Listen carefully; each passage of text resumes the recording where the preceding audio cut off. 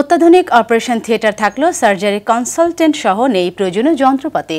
ফলে অচল অবস্থায় পড়ে আছে দিনাজপুর হিলির 50 শয্যা বিশিষ্ট স্বাস্থ্য কমপ্লেক্সের অপারেশন থিয়েটারটি।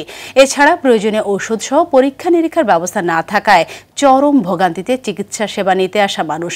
দ্রুত এ সমস্যা সমাধানের আশ্বাস দিয়েছেন উপজেলার স্বাস্থ্য ও পরিবার পরিকল্পনা কর্মকর্তা। হিলি প্রতিনিধি আব্দুল আজিজের তথ্যছবিতে বিস্তারিত জানাচ্ছেন মৌসুমী রহমান।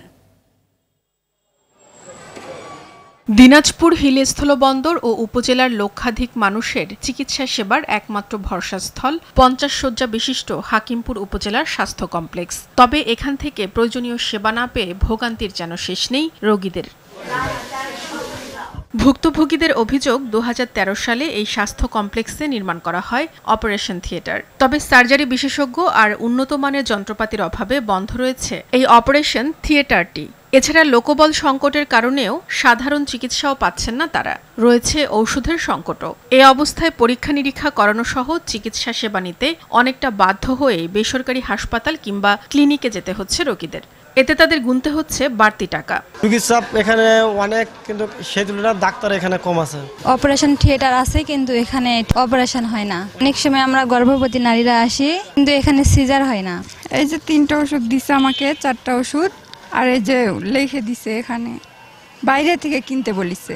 এক্সরে মাঝে মাঝে করা হয়, মাঝে মাঝে মেশিন নষ্ট থাকে।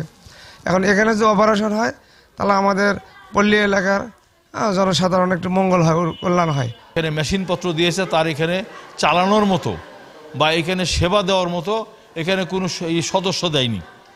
তো যার জন্য এখানে কোটি কোটি টাকার সম্পদ, অপারেশন থিয়েটার বলেন আর অপারেশন করার যন্ত্রপাতি, এগুলো সব কোনো কাজে আসতেছে না। তবে খুব দ্রুত এসব সমস্যার সমাধান হবে বলে আশার কথা শোনালেন এই স্বাস্থ্য ও পরিবার পরিকল্পনা কর্মকর্তা। এবং সর্বোপরি আমাদের হচ্ছে আসলে কনসালটেন্ট পদায়ন নাই এখানে। আমাদের গাইনি, অ্যানেস্থেশিয়া, মেডিসিন, সার্জারি কোনো কনসালটেন্ট পদায়ন নাই। এই কারণে আসলে অপারেশন থিয়েটার চালু হচ্ছে না। এই জন্য আমরা অবশ্য গত মাসে আমরা কনসালটেন্ট চাহিদা চেয়ে এবং অপারেশন থিয়েটার চালুর জন্য ইনস্ট্রুমেন্ট চেয়ে আমরা আমাদের চাহিদা পাঠিয়েছি এবং কোনো কথা বলেছি, হয়তোবা সামনে কনসালটেন্ট পদায়ন হবে আর কি। এখানকার চিকিৎসা সেবা দ্রুত উন্নয়নের মাধ্যমে মানুষের ভোগান্তি কমবে, এমনটাই প্রত্যাশা ভুক্তভোগীদের। মৌসুমী রহমান, RTV।